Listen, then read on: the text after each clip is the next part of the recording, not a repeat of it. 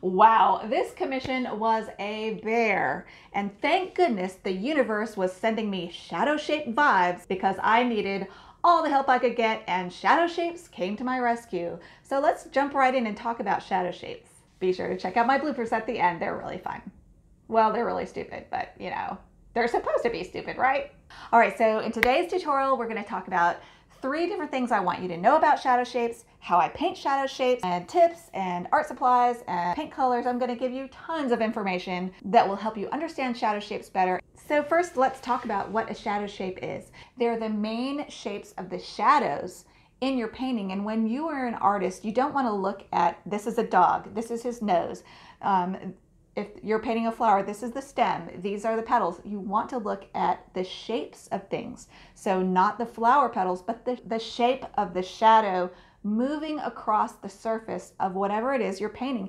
In this case, in this dog, his shadow shape goes through his ear, around his eye, and down his chest. So here are 3 things to know about shadow shapes. 1, they provide a scaffolding for your painting. So you can paint that first and it will provide like an architecture, like a scaffolding on which to hang the rest of your painting. Really nice, especially if you have a confusing painting and there's a lot going on, you can simplify it. And one of the ways to simplify your painting is with a shadow shape. Thing number 2 that I want to tell you about shadow shapes is that the reason why they're important also is they give whatever you're painting dimension. Whether it's a landscape, a dog, a cat, a person, whatever, it will give you the dimension. So it makes the animal or whatever it is you're painting look more 3-dimensional.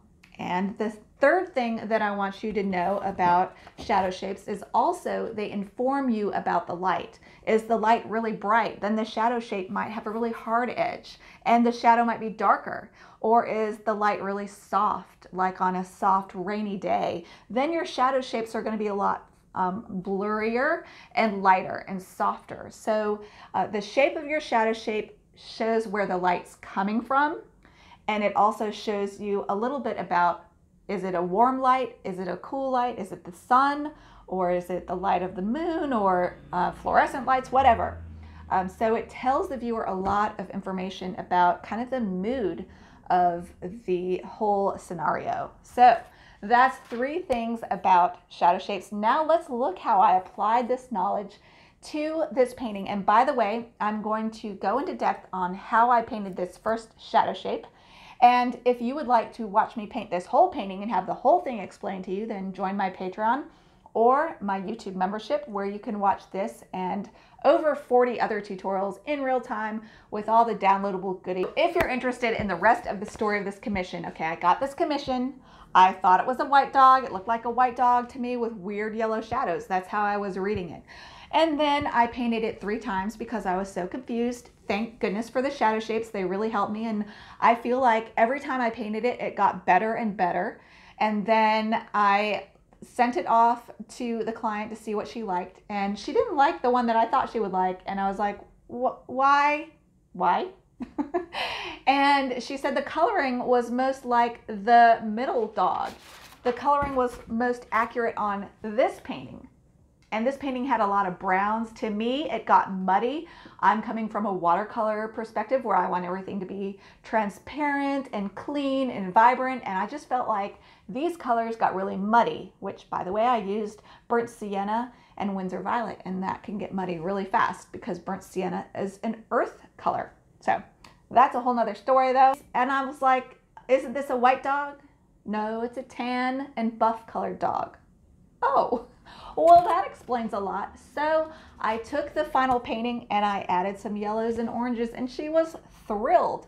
But that's why I was so confused, and that's why I needed shadow shapes so badly, because it was confusing. So let's talk about painting this shadow shape. All right, the first thing you see me doing here is using a rigger and applying masking. And I use Winsor Newton removable masking. I rub my rigger in some moist soap and then apply my masking with the rigger. And then I just want to show you some of the brushes that I may use for this first round of painting, which is that big one is a 3/4 oval. I'll use that a lot. And the other main brush that I'll use is an 8 round. both by Silver Black Velvet, and affiliate links to those supplies are in the description. And this is my new favorite tape. Thank you, Mim. It's Holbein soft tape on Dick Blick, and on Amazon it's a lot more expensive, so I'm not going to suggest that you buy it there. On Amazon it goes by Nitto tape, Nitto, but on Dick Blick it's called Holbein soft tape. And here I just am spraying my palette paints to kind of get them activated so they're easier to get mixed. By the way, that was my size 8 round. I'm going to use a limited palette. I'm going to clean my colors out a little bit. I like to squeeze tube paint into my palette, then let them dry, and then I can reactivate them as needed. You can mix brands of watercolor paints. You don't have to use all one line of brands of paint. Layer, I'm going to use Holbein Aureolin. And by the way, some Aureolins are not light fast. Holbein is. And then my beloved M-Gram Naphthol Red, which is the only paint manufacturers that uses that pigment, and I love it. And then I'm going to use Cobalt Blue, and these are all very nice transparent colors that all mix well together. And that can be a lot simpler way to go, especially if you're a beginner. It can be a lot less overwhelming if you just choose 3 really good primaries that all work well together, and then just use those to mix your other colors, and that can help you learn how to mix your paints too. Here I'm starting with my 3/4 oval.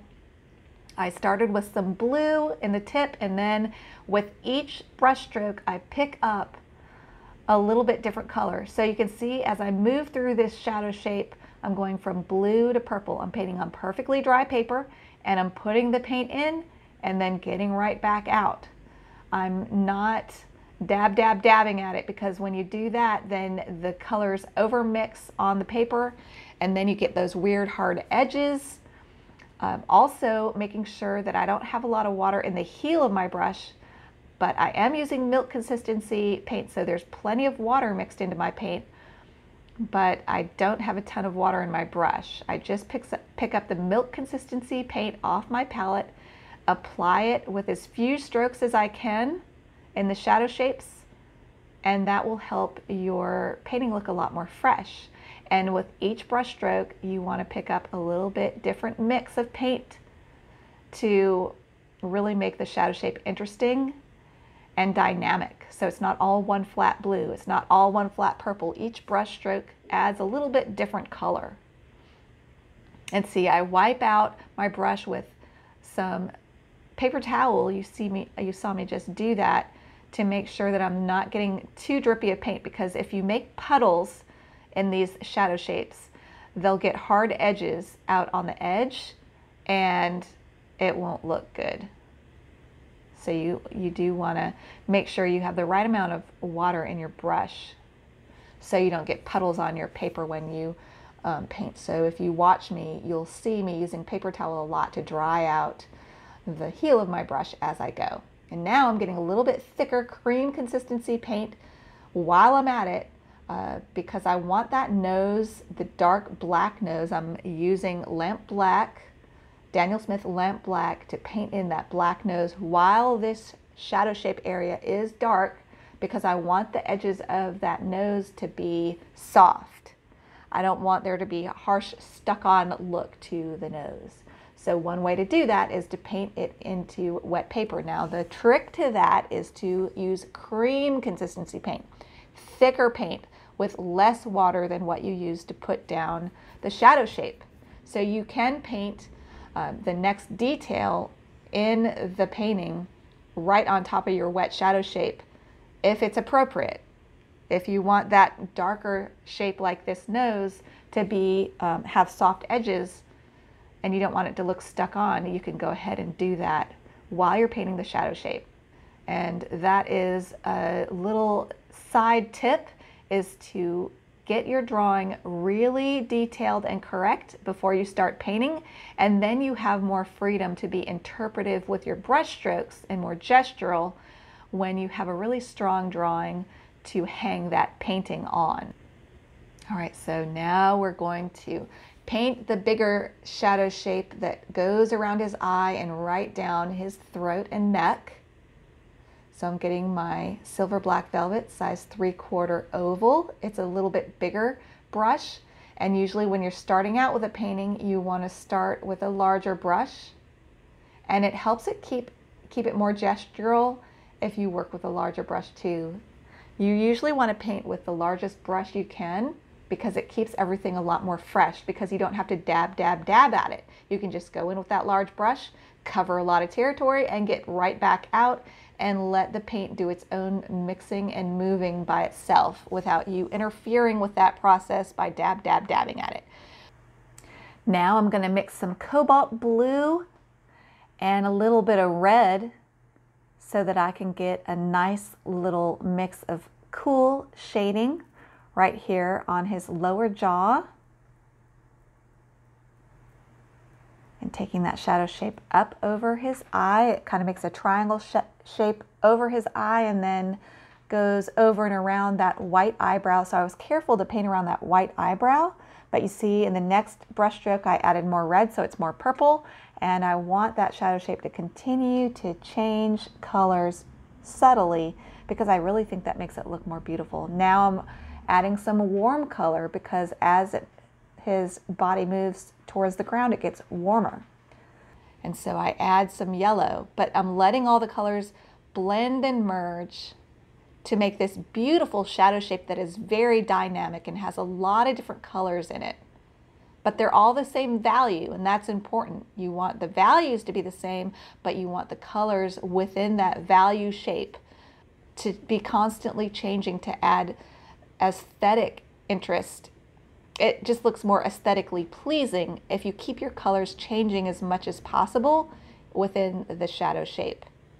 So here I'm leaning very yellow because if you look at the reference photo, that's what it's telling me to do.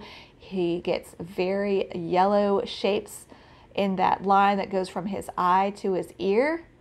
Now, when I was painting this, I thought it was just part of the shadows, but no, that's his coloring. And see, look here, I'm going into the ear, and the ear in that area is very red and pink. So I'm mixing a very red leaning mix, but also with a little purple. And then for the darkest areas in the ears, I go ahead and drop in some cream consistency, thicker paint where the ear holes are. And then I love that little line that goes up the side of his ear. So I got that in, and I'm just painting this as one big shape. So instead of thinking to myself, I'm painting an ear, I'm thinking to myself, I'm painting this shadow shape. And how do these colors change as I move around the three-dimensional parts of this animal? And I'm trying to soften that edge a little bit, even though it's pretty harsh in the reference photo. I didn't want it to get too harsh. So I go over a few of my edges here with a wrung out clean brush to just soften a few of the edges that I thought might have gotten a little too harsh. Getting a big mix of cool there. And then I'm getting a bunch of yellows and oranges mixed. So see how I'm painting right over that collar? I'm not thinking like a person who's not an artist, like, oh, here's the collar, I need to paint the collar separately. No, it's, if you look in the reference photo, it's all part of the same shadow shape there. So I paint right over that collar as if it's not even there. And later I will put in collar details. It's not like it's lost forever, but it is part of the shadow shape, so I paint it that way. And here I do some dry brush where I just have a little bit of paint in my brush, and it's mostly dry on dry paper, and I'm using this as an opportunity to get some fur textures there as well. And making as gestural of paint strokes as I can. This is one way to get more gestural paint strokes too, is to hold your brush out further towards the tip of the handle, and that'll give you actually less control, which is a good thing, because the less control you have, the more gestural and painterly your brush strokes will be, and it just for some reason makes it the brush stroke that you put on the paper more attractive. Here I'm using my finger to pull out some of the edges to give them furry edges. That's a great way to make fur textures, is use your finger to pull the paint out, and then you get these great furry edges. I will show you the footage of the other two paintings if you're interested.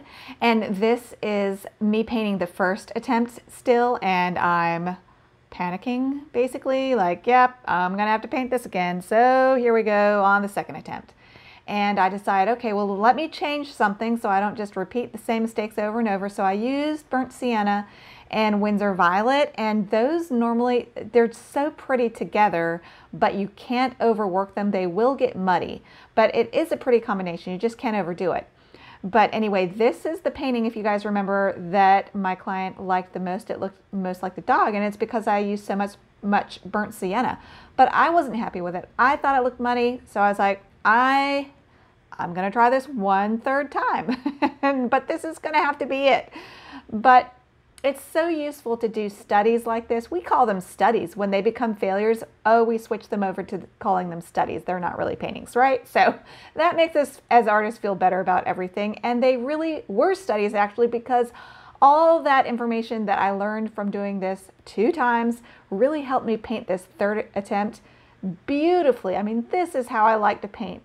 Gestural, clean colors, glowing colors, fresh, alive looking. Just, I loved this one. It was just visually beautiful to look at because the colors were so clean. They hung together well, and that's partly because I used a limited palette, and a limited palette really helps your colors hang together well too. I love that splash of red in his ears, and I was overall very happy with it.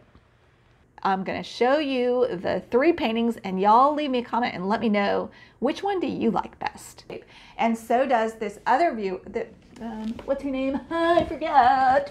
Oh, what's her name, child? What's her name? What I thought was a white dog. It wasn't a white dog, but I thought it was, and so I needed me some shadow shapes to help me know what the heck to do on how to paint this dog. Okay, so you want me to go get you some water? Just put my mic right there. I'll be right back. Me and my boobs will be right back. Yay, I have my co-host. Anyway, wow, bouncy, bouncy, bouncy camera. Number 3. Why is number 3? Shows, And I will see you in the next tutorial when I upload another one next week, hopefully. Bye, everybody.